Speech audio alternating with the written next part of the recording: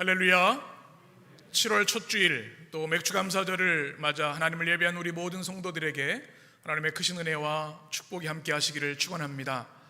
오늘은 참 은혜롭고 또 감격스러운 주일입니다. 우리 예림교회는 매달 첫 주일 감사 예배로 구별하여 헌신하며 예배합니다. 하나님, 이 한 달도 하나님이 우리의 삶을 지켜주시지 않으면 살 수 없사오매 은혜 베풀어 주옵소서. 생명의 주인이신 하나님께 감사하는 예배를 통해 영광 받으시고 우리 성도들 7월 한 달도 풍성한 은혜로 채워주실 줄 믿습니다. 또 오늘은 맥주감사 주일입니다. 구약 성경에 보면 하나님께서 언약 백성에게 세 가지 절기를 지킬 것을 명령하셨습니다. 우리 말씀을 같이 보십니다. 출애굽기 23장, 제가 한 절 여러분 한 절 교독합니다. 너는 매년 3번 내게 절기를 지킬지니라.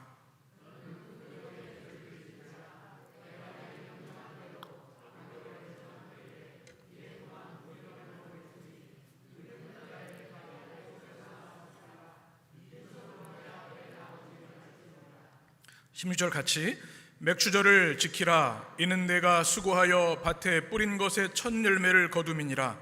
수장절을 지키라. 이는 내가 수고하여 이룬 것을 연말에 밭에서부터 거두어 저장함이니라. 아멘.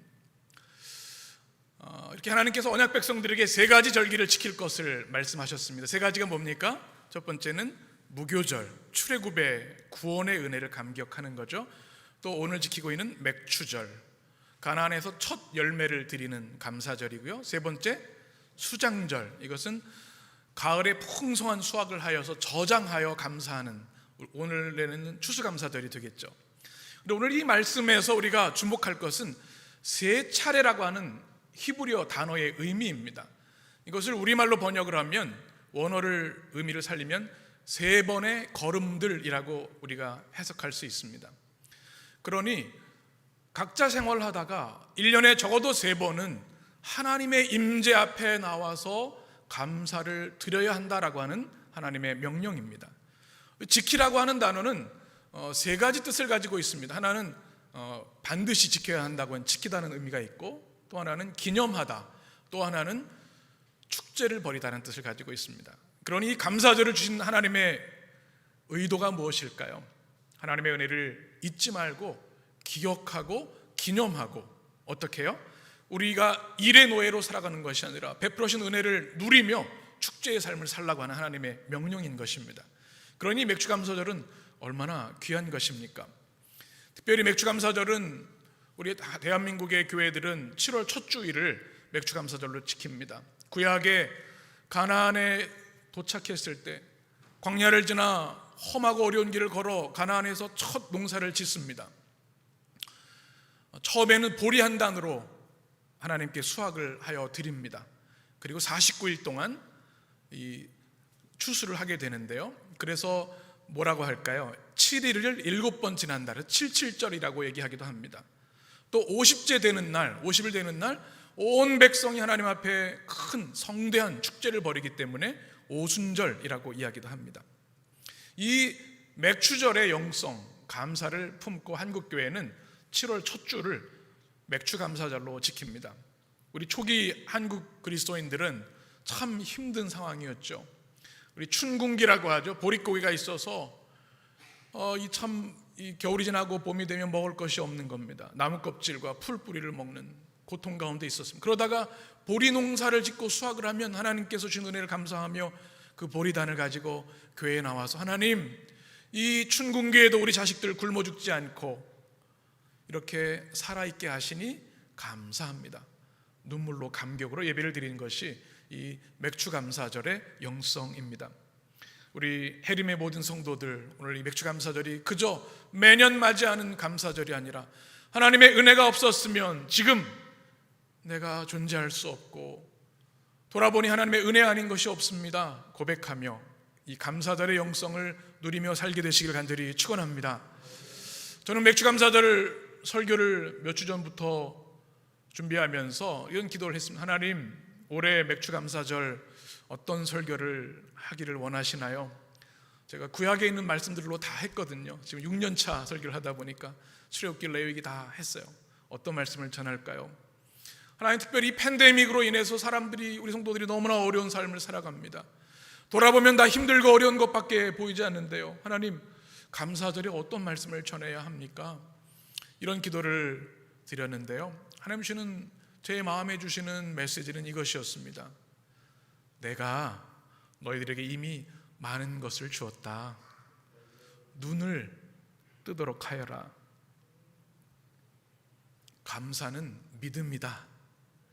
감사하는 믿음을 회복해라. 이런 말씀들을 저에게 주셨습니다. 그러던 중 계속 말씀을 읽고 묵상하다가 오늘 우리가 읽은 시편 103편을 만나게 되었습니다. 우리가 잘 알고 있는 시편에는 감사의 시편들이 많이 있는데 그 중에도 가장 주옥같고 아름다운 시편이 103편입니다. 여러분, 다윗을 잘 아시죠? 얼마나 파란만장한 삶을 살았습니까? 그의 입지전적인 성공 스토리도 있지만 그는 참혹하고 어려운 순간들도 많았습니다. 사울에게 끊임없이 쫓김을 당해서 죽기까지 이르렀고요. 아들 압살롬에게 도망할 수밖에 없는 비참한 삶도 있었습니다. 죽음의 위기도 수도 없이 있었습니다. 그럼에도 불구하고 다윗은 그의 삶의 모든 상황에서 하나님을 감사하며 찬양했습니다. 감사는 믿음이구나. 이 다윗의 감사의 믿음을 이번 맥주절에 나눠야겠다, 이런 마음을 주셨습니다. 특별히 다윗의 이 감사의 믿음을 잘 알려주는 시편이 시편 34편이 또 있습니다. 그 말씀 보게 되면 이 부제가 이렇게 되어 있습니다. 자막을 한번 보여주시면, 다윗이 아비멜렉 앞에서 미친 채 하다가 쫓겨나서 지은 시라고 하는 부제가 있습니다. 이것이 어떤 말씀인가 하면 다윗이 사울에게 쫓김을 당하고 있었습니다. 비참하죠. 그래서 블레셋에 망명을 하게 되는데, 망명하게 되었을 때 그 장교들을 만나고 아비멜렉을 만났을 때 자신의 안전을 위해서 미친 채 하기 시작합니다. 침을 흘리고 정신 나간 것처럼 보이게 됩니다. 여러분, 그 마음이 어땠을까요? 여러분은 같으면 어떠실 것 같아요? 그런데 다윗은 그럼에도 불구하고 이렇게 찬양합니다. 34편 1절 2절을 같이 읽습니다. 내가 여호와를 항상 송축하며 내 입술로 항상 주를 찬양하리이다.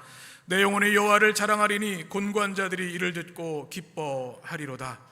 아멘. 그리고 9절에 보면 너희 성도들아 여호와를 경외하라. 그를 경외하는 자에게는 부족함이 없도다.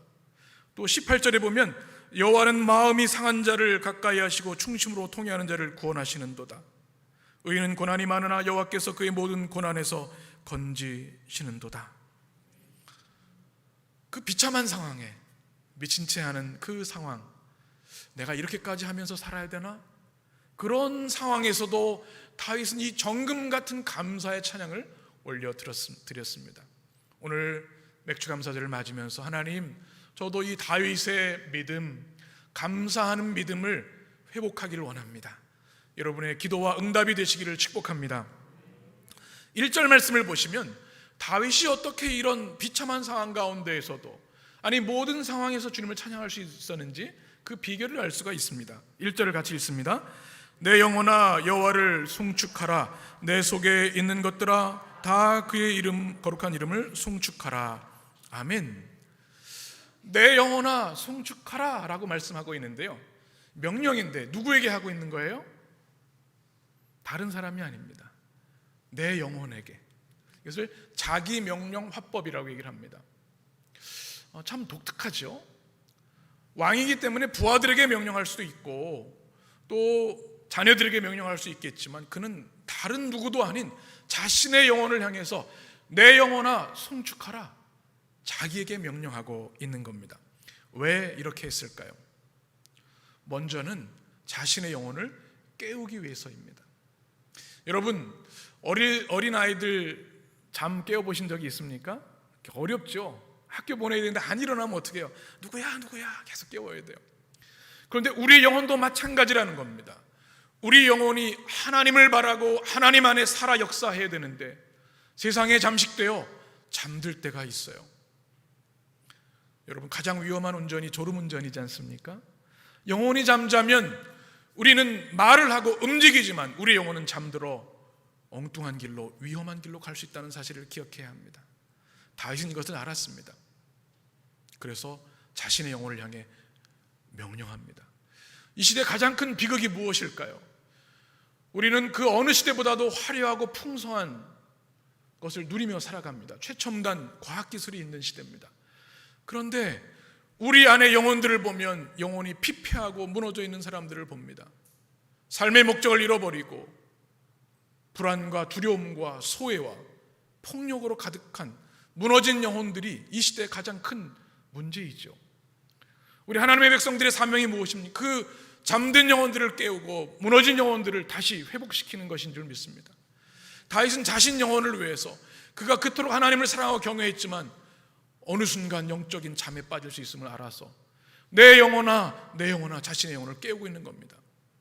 또 하나는 자신의 영혼이 믿음으로 하나님을 보게 하기 위해서 자신의 영혼을 향해 명령한 겁니다. 여러분, 우리 인생에 상황과 감정에 휘둘릴 때가 참 많습니다. 살아계신 하나님이 우리를 창조하시고 우리를 구원하시고 우리와 함께 하시는데도 불구하고 우리는 상황에 따라, 우리의 감정에 따라 하나님을 바라보지 못할 때가 얼마나 많이 있는지요. 다윗은 이것을 알았기에 자신의 영혼을 부르고 있습니다. 내 영혼아, 내 영혼아.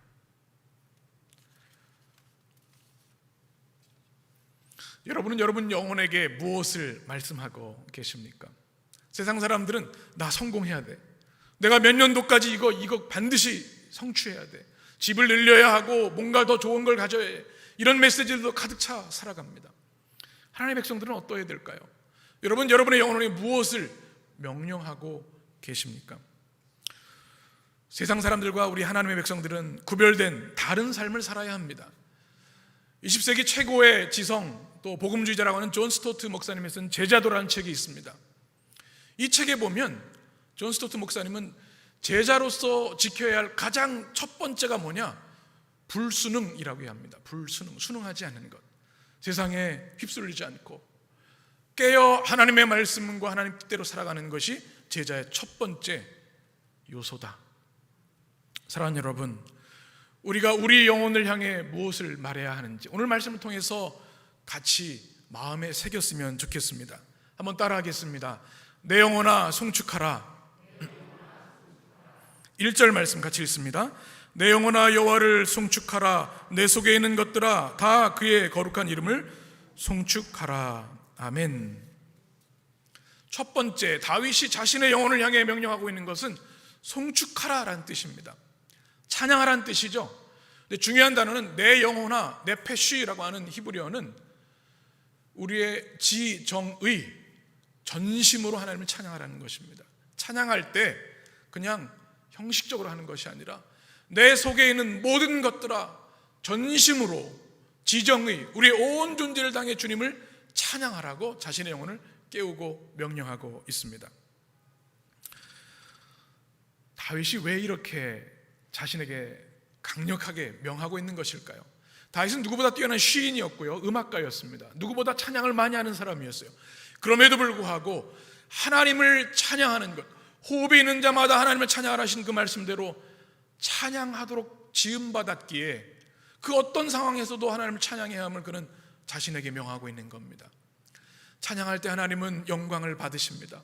어려운 중에도, 억울한 중에도 찬양할 때 하나님의 영이 우리 가운데 임재하셔서 우리 영혼을 치유하시고 회복시키십니다. 하나님의 나라가 임해서 찬양 가운데 하나님의 통치가 이루어집니다. 그리스도인들에게, 하나님 믿는 백성들에게 찬양은 그래서 가장 큰 축복이고 특권이고 권능입니다. 이 좋은 찬양 여러분 얼마나 하며 살아가고 계십니까? 여러분, 지난 한 주간 한번 돌아보세요. 바쁘셨죠? 한번 지난 한 주간의 시간을 돌아보면 내가 하나님을 얼마나 전심으로 찬양했는가 돌아보셨으면 좋겠어요. 혹시 찬양의 샘이 말라버리는 것은 아닌가? 우리 믿음의 선조들은 감옥에서도, 순교의 현장에서도 하나님을 찬양했습니다. 그 어느 때보다 찬양의 삶, 영성, 찬양의 은혜가 필요한 시대입니다.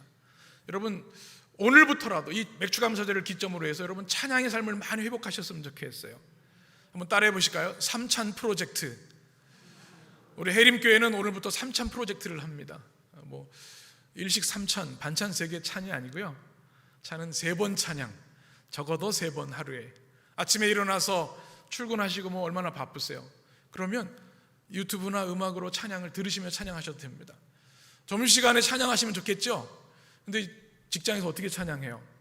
책상에 앉아서 시편 말씀을 눈으로 읽으며 읊조리며 찬양할 수 있습니다. 저녁에 퇴근하고 나서 이제 자유시간이죠. 그때 여러분 방에서 소리내어 한번 찬양을 해보세요. 찬양이 있는 하루와 찬양이 없는 하루는 다를 수밖에 없습니다. 그 한날이 하나님께 얼마나 큰 영광이 되고 은혜가 되겠습니까? 삼찬 프로젝트, 여러분 꼭, 제가 숙제 검사는 할 수 없지만 꼭 해보셨으면 좋겠어요. 팬데믹 시대로 인해서 우리는 그 어느 때보다도 우울한 감정이 많은 시대를 살고 있습니다.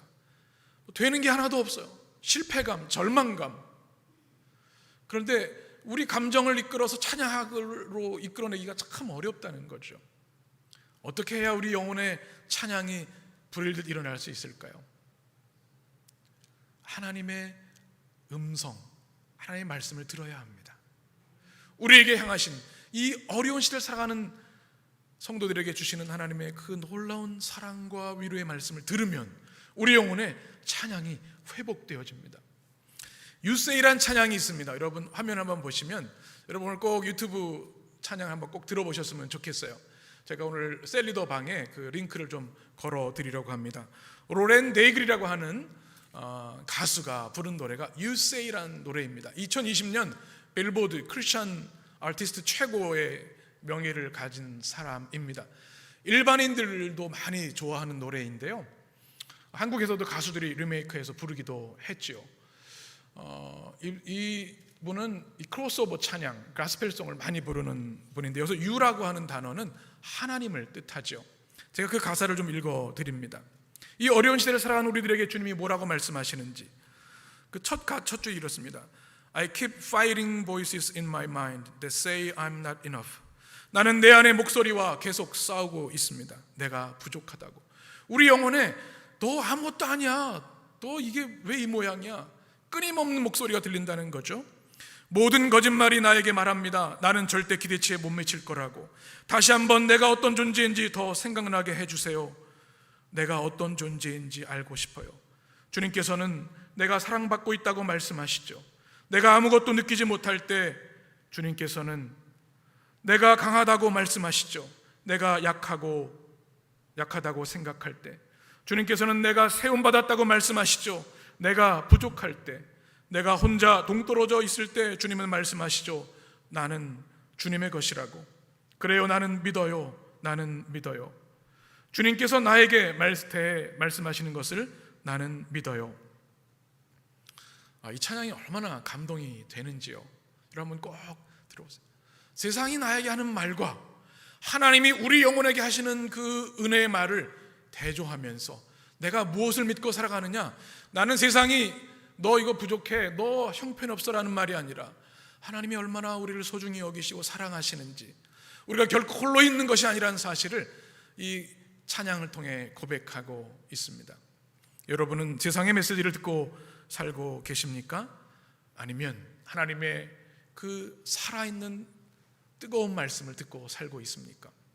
이 하나님의 음성, 하나님의 사랑의 말씀을 들으면 우리 영혼에는 감동과 찬양이 흘러나오게 되는 겁니다. 다윗은 이것을 너무나 잘 경험했어요. 기가 막힌 웅덩이에 빠졌을 때, 아들의 칼에 목이 겨누어져 있을 때도, 그때도 하나님은 나를 붙들고 계시고 넌 나의 것이야, 내가 너를 한 번도 떠나지 않았단다, 이 모든 위기에서 내가 너희를 구해줄 것이다. 주님의 음성이 그의 영혼에 울려 퍼졌기에 그는 이렇게 말할 수 있었습니다. 내 영혼아 송축하라, 내 안에 있는 모든 것들아 송축하라. 이 아름다운 자기 명령 여러분의 것이 되시기를 간절히 축원합니다. 한번 따라하겠습니다. 은혜를 기억하라. 두 번째 우리에게 기억할 말씀은 은혜를 기억하라는 말씀 2절입니다. 내 영혼아 여호와를 송축하라 하며 그의 모든 은택을 잊지 말지어다. 어떻게 해요? 모든 은택을 잊지 말지어다. 왜 이렇게 말씀하셨을까요? 하나님의 은혜를 너무 자주 잊고 살아가기 때문에 그렇습니다. 은택이라고 하는 단어는 은혜죠. 하나님의 은혜를 잊지 말아라, 금지 명령을 하고 있는 겁니다. 여러분 기억력이 요즘 건강하십니까? 요즘 가끔 이런 얘기를 많이 하세요. 이거 자꾸 깜빡깜빡 잊어버려요. 어떤 분들은 자동차 키를 못 찾다가 찾아보니까 냉동실에 있었다는 분도 들어봤어요. 예전에 신방을 가면요 꼭 현관문에 붙여놔요. 가스불 끄기. 잊어버리는 거예요. 밖에 나왔는데 이 불을 끄고 나왔는지 안 나왔는지 모르는. 우리가 깜빡깜빡 기억을 잃어버릴 때가 많이 있어요. 이 건망증 정도는 괜찮은데 우리가 기억의 망각을 경험하면 큰 공포입니다. 얼마 전 해외 토픽의 소식을 보았습니다. 한번 사진을 보시면 결혼하여 잘 살고 있는 부부가 남편이 부인에게 또 한 번 프로포즈를 한 겁니다. 자신이 결혼하여서 이 아내와 살고 있다는 사실을 잊어버리고 알츠하이머에 걸린 남편이죠. 또 청혼을 한데 이 부인이 이렇게 모른 척하고 다시 또 결혼을 했다는 거죠. 참 아름다운 사랑의 이야기도 한데 또 안타까운 마음이 들어요. 제가 지난주에 Keep Sharp라는 책을 읽었습니다. 한번 보여주시면 산제이 굽타라고 하는 에모리 대학 병원 교수, 의학 박사입니다. 늙지 않는 뇌라고 하는 부제가 담겨 있는데 사람들이 가장 두려워하는 질병이 암이 아니라는 거예요. 이 치매, 혈관성 치매, 알츠하이머라는 거죠. 그러면서 이런 이야기를 합니다. 65세부터 그 치매 발병률이 기하급수적으로 이 현 시대가 늘어나고 있다. 그래서 85세가 넘으면 거의 반 정도, 2분의 1 정도가 알츠하이머에 걸린다는 거죠. 근데 그 증상이 55세에서 65세 사이에 조금씩 조짐이 나타난다는 겁니다. 혹시 뜨끔하신 분들이 계실지 모르겠어요. 그래서 늙지 않게 하려면 뇌 건강 증진에 대한 그 알츠하이머 질병을 막기 위해서 뇌 증진을 위해 일해야 된다는 거, 노력해야 된다는 거죠. 그러면서 제시하는 게 그 다음 화면에 있습니다. 운동을 할 때 마음 먹고 단단히 작정해서 하는 거 아니라 이를 닦듯이 해야 된다. 외국어, 또 요리, 악기, 새로운 걸 배우는 게 굉장히 좋다고 하죠. 우리 영어 성경 읽기 좋겠죠? 참 좋은 것 같아요. 그리고 건강한 음식을 먹는 것, 또 잠을 충분히 자는 것, 그리고 중요한 게 뭐냐면 아주 친밀한 사랑의 관계. 이게 코로나로 인해 참 못하고 있는 거라서 안타까운데요. 여러분 걱정되시나요? 그런데 해림교회 성도들은 걱정할 필요가 없어요. 아멘이 없으시네요. 요즘은 매주 또 우리 예배 때마다 여러분 설교 말씀 들으시죠? 가장 고도로 지적 훈련을 받는 시간이 이 설교를 듣는 시간입니다. 여러분 한번 생각해 보세요. 한 35분 정도를 아무 것 없이 계속 말씀에 집중한다는 게 보통 지적 활동이 아닙니다. 그것도 하나님의 영이 역사하시고 성령이 감동하시 말씀을 들으니 여러분의 뇌가 얼마나 건강하겠습니까? 매일 성경 읽기 하잖아요. 그리고 기도하고 영어로 성경 로마서도 읽으니 우리 해림교회 성도들은 뇌가 늙을 틈이 없습니다. 아멘이 없으시네요. 여러분 하나님 나라 가는 그날까지 여러분의 뇌가 명석하고 청명한 여러분 되시길 간절히 축복합니다. 그런데 뇌의 망각, 기억 망각보다 더 두려워할 것이 있는데 영적인 망각입니다. 우리의 창조주가 누구이신지, 우리의 생명을 주관하시는 분이 누구이신지, 지금 우리가 살아가는 것이 하나님의 은혜인지를 모르고 살아간다고 한다면 그것은 알츠하이머와 비교할 수 없는 뇌의 영적 망각이 되는 것이죠. 이것이 가나안 2세대에 나타났습니다. 출애굽에 하나님의 놀라운 구원의 은혜를 경험했어요. 광야에서 지키신 은혜, 가나안 땅에 들어왔는데 1세대가 다 죽고 2세대들은 하나님의 말씀을 귀담아 듣지 않기 시작합니다. 모세의 율법, 하나님 나라의 백성의 법을 등한시하고 가나안의 문화, 우상, 죄악, 성범죄, 타락들을 자신의 것으로 삼습니다. 어떻게 돼요? 무너질 수밖에 없는 거죠. 이렇게 영적 망각이 무서운 겁니다. 다윗은 이것을 잘 알았습니다. 그가 지금은 하나님의 놀라운 은혜로 한 나라의 왕이 되었고 하나님의 말씀으로 통치하는 위대한 지도자가 되었지만, 하나님의 은혜가 없었다면, 목동으로 있었을 때 하나님이 그를 불러주지 않으셨다면, 골리앗과의 싸움에서 하나님이 이기게 하지 않으셨다면, 사울의 추격에서 그를 보호하지 않으셨다면, 압살롬의 칼에서 지켜주지 않으셨다면 존재할 수 없음을 그는 알았습니다. 그래서 선포하는 거죠. 내 영혼아, 하나님이 주신 모든 은택, 은혜를 잊지 말지어다.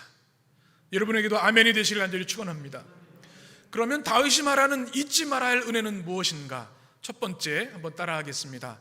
죄사함의 은혜. 1절 말씀, 3절 말씀이죠. 같이 읽습니다. 그가 내 모든 죄악을 사하시며 내 모든 병을 고치시며. 아멘. 여러분, 죄사함이 없는 부요함, 성공, 아무 의미가 없는 거죠. 다윗은 이것을 잘 알았습니다. 그는 최고 권력자였고 군 통수권자였지만 죄를 범했을 때 그의 영혼이 얼마나 비참해지는지를 경험했습니다. 눈물로 침상을 적시며 하나님께 회개했죠. 하나님은 죄의 대가를 치르게 하셨고 죄 사함의 은혜를 주셨습니다. 죄 사함의 은혜를 받은 다윗은 그 기쁨과 감격을 이루 말할 수 없어 찬양을 올려드렸습니다. 여러분, 우리 또한 죄와 영원한 죽음, 저주에 놓였던 사람들인데요, 그리스도 예수의 십자가의 보혈로 죄사함 받은, 구원받은 백성이 된 것, 이것을 우리는 한시도 잊지 않아야 될 줄 믿습니다. 우리의 모든 죄를 단 한 번의 완전한 희생물이 되셔서 하나님의 어린 양이 되셔 십자가에 죽으심으로 우리의 모든 죄를 대속해 주셨습니다. 이 죄사함의 은혜를 이 맥주감사절에 기억하시기를 축복합니다. 두 번째, 치료의 은혜. 3절입니다. 같이 읽습니다. 그가 내 모든 죄악을 사하시며 내 모든 병을 고치시며. 여호와 라파 하나님이 우리 하나님이신 것을 기억하라는 말씀입니다. 최원일 원장님의 이야기를 기억합니다. 우리의 세포와 혈액이 3일이면 다 수명을 다한다고 하죠. 그래서 3, 4일 안에 계속 재창조가 일어나야만 우리가 삶을 살아갈 수 있다는 겁니다. 주님이 우리의 온 몸의 세포와 혈액까지도 치료하시고 회복시켜 주시기 때문에 우리는 살아갈 수 있는 거죠. 우리가 지금 살아있다고 한다면 하나님의 치료의 은혜가 임하기 때문이라는 사실입니다. 세 번째, 따라하겠습니다. 속량의 은혜. 4절 같이 읽습니다. 내 생명을 파멸해서 속량하시고 인자와 긍휼로 관을 씌우시며. 아멘. 이 속량이라는 단어가 학고엘이라는 단어로 쓰여 있습니다. 원래 의미는 가난한 형제가 살 수 없어서 자신의 땅을 팔 수밖에 없어서 땅이 없어진 상태인데 그 형제 중에 한 사람이 대신 돈을 지불하고 되찾아주는 것이 속량입니다. 이것을 우리 몸값, 영어로는 랜섬이라고 하죠. 우리가 영원한 죽음과 어둠의 자녀였는데 주님께서 십자가의 대가를 치르심으로 우리를 하나님의 자녀와 영생과 구원으로 되찾아 주신 것이 속량의 은혜입니다. 이 은혜를 기억하라고 말씀하고 있습니다. 4절, 네 번째는 한번 따라하겠습니다. 인자와 긍휼의 은혜. 4절에 나와 있죠. 인자와 긍휼로 무엇을 씌우심에? 관을 씌우심에. 여기서 관은 크라운, 왕관입니다. 사진을 요즘 왕관 보기 힘드시죠? 여러분 한번 이 왕관 쓰고 있으시면 얼마나 기분이 좋으시겠어요. 그 최고의 명령을 할 수 있죠. 그리고 예전에 그 올림픽에서는 월계관을 썼죠. 그 우승한 선수들에게 얼마나 명예롭습니까? 막 현수 막 걸고 축제를 벌이죠. 그런데 하나님께서는 성경에서 우리 하나님 믿는 모든 백성들에게 인자와 긍휼의 왕관을 씌우셨다고 말씀합니다. 옆에 있는 분 보시면 보이시죠?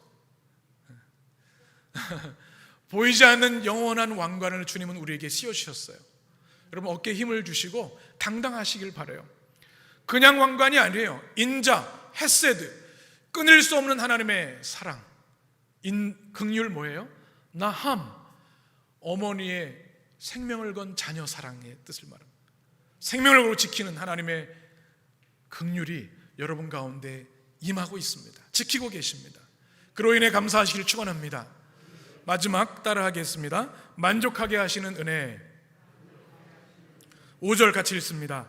좋은 것으로 내 소원을 만족하게 하사 내 청춘을 독수리같이 새롭게 하시는도다. 아멘. 여러분, 소원이 성취되면 얼마나 기쁩니까? 우리 하나님께서 여러분의 소원을 이루어주시기를 축복합니다. 여기서 소원이라는 단어는요, 우리의 필요라는 뜻을 가지고 있습니다. 좋은 것은 그 당시에 좋은 양식을 말하는 겁니다. 그러니까 우리의 필요한 것들을 하나님께서 하나하나 채우신다고 하는 것이 만족하게 해주시는 은혜입니다. 저는 시카고에서 목회를 할 때 제가 대학원 기숙사에 살고 있었기 때문에 교회까지 1시간 반 정도 걸렸습니다. 개척하고 얼마 지나지 않아서 토요일 날 교회를 갔는데 폭설이 내린 겁니다. 시카고가 눈이 굉장히 많이 내리거든요. 돌아오려고 하는데 길이 보이지는 않은 거예요. 선이 보이지 않아요. 도저히 갈 수가 없어요. 그런데 감사하게도 교회 옆에 사신 한 집사님께서 목사님 오늘 눈이 많이 오니 주무시고 내일 주일을 지키시는 게 좋겠어요. 집사님 댁에 갔어요. 남을 이렇게 특별히 담임 목사를 집으로 이렇게 모시는 게 쉽지 않잖아요. 근데 그때 이제 2층 집에 살고 계셨는데 지금도 잃을 수가 없습니다. 가장 좋은 2층 집으로 그때 이제 준서 태어나기 전에 쉴 수 있도록 해주시고 저녁을 차려주시고 간식도 주시고 음료도 주시고, 제가 간식을 되게 좋아하는데 시간마다 간식을 주시는 거예요. 또 옷도 주시고. 제가 좋았을까요? 행복했을까요? 너무 행복하더라고요. 야, 하나님이 천사를 보내주셨구나. 하나님이 이렇게 모든 필요를 만족해 하시는구나. 그때가 떠올랐습니다. 사랑하는 여러분, 우리 인생에도 필요한 것들이 참 많아요. 세상이 우리 그것을 채워줄 수가 없어요. 우리 영적인 갈망을 누가 채우겠습니까? 근데 하나님은 우리의 모든 필요를 아시고 채워주시는 하나님이신 줄 믿습니다. 우리 소원을 좋은 것 채우신 하나님은 우리에게 어떤 은혜를 주시냐면, 오늘 보면 내 청춘이 무엇과 같을 것이다? 기억하셔야 되는데 자꾸 잊어버리시네. 독수리, 그죠? 독수리가 뭡니까? 하늘의 왕자입니다. 하늘을 호령하는. 그런데 이 독수리는 1년마다 털갈이를 해요. 시간이 지나면서 이 털이 다 죽어서 힘이 없어 보이는데 털갈이를 하면 다시 그 위풍당당함을 회복합니다. 이게 뭐냐면 독수리처럼 새롭게 하시는 은혜입니다. 팬데믹으로 어렵고 힘든 시대를 살고 있지만 하나님께서 하나님의 백성들에게는 독수리처럼 새롭게 하신 은혜를 부어주시는 줄 믿습니다.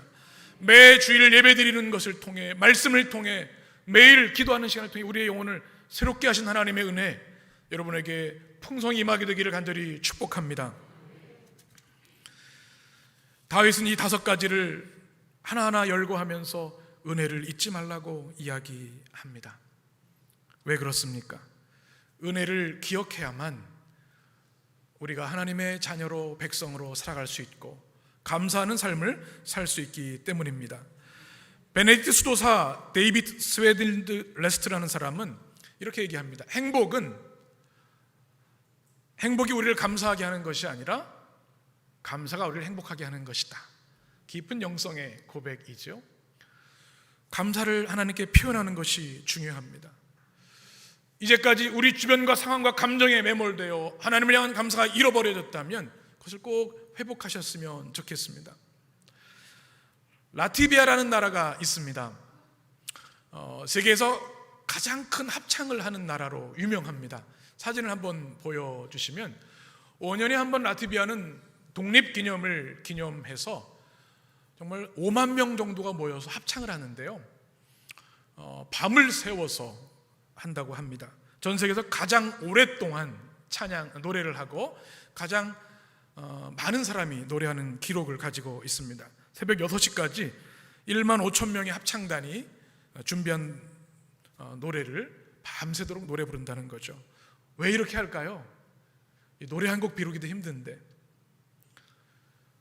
독립의 소중함, 자유의 소중함을 잊지 않기 위해서입니다. 여러분, 교회는, 또 우리가 드리는 예배는 거룩한 기억의 역사입니다. 우리가 왜 매주일 하나님 앞에 나와 십자가를 바라보며 예배와 경배와 찬양 올려드립니까? 기억하기 위함입니다.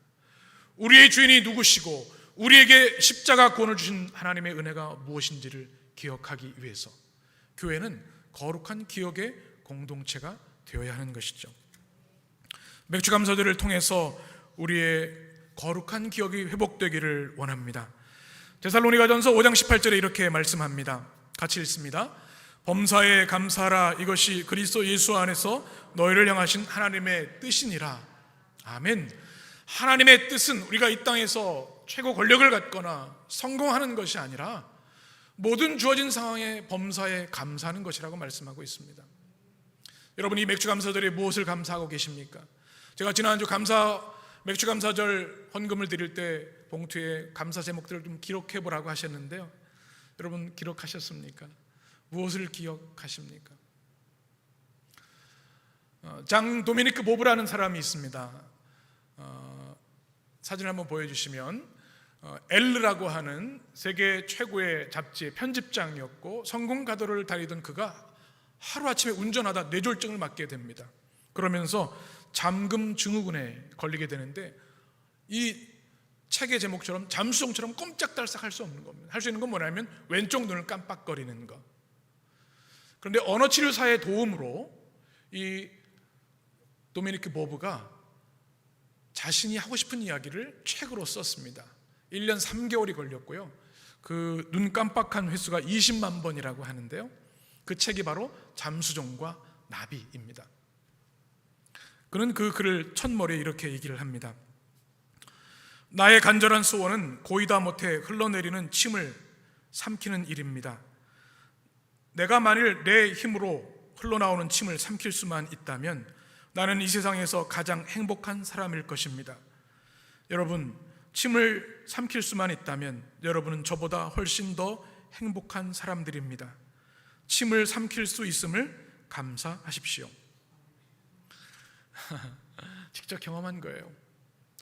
그렇습니다. 하나님의 은혜가 없으면 우린 침을 삼킬 수도 호흡할 수도 없는 존재이죠. 시편 103편 오늘 말씀의 하이라이트 15절 16절에서 이렇게 고백합니다. 같이 읽습니다. 인생은 그 날이 풀과 같으며 그 영화가 들의 꽃과 같도다. 그것은 바람이 지나가면 없어지나니 그 있던 자리도 다시 알지 못하거니와. 그리고 22절에 이렇게 우리를 향해 선언합니다. 같이 읽습니다. 여호와의 지으심을 받고 그가 다스리시는 모든 곳에 있는 너희여 여호와를 송축하라. 내 영혼아 여호와를 송축하라. 아멘. 그렇습니다. 우리는 코에 붙은 한 줌 호흡에 불과하고 들의 풀과 같습니다. 그런데 그런 우리를 하나님은 사랑하셔서 아름답게 하시고 축복하시고 내가 영원토록 너희와 함께 할 것이라고 말씀하십니다. 죽음과 저주의 절망을 끊으시고 그리스도 예수의 십자가의 은혜로 우리를 영생과 구원의 축복을 주셔서 오늘도 살아가게 하십니다. 주의 영광을 위하여. 오늘 주신 말씀 다윗의 두 가지 감사의 믿음. 내 영혼아 송축하라. 하나님의 모든 은혜를 잊지 말지어다. 이 아름다운 믿음을 회복하는 여러분 되시길 간절히 축원합니다. 기도하겠습니다.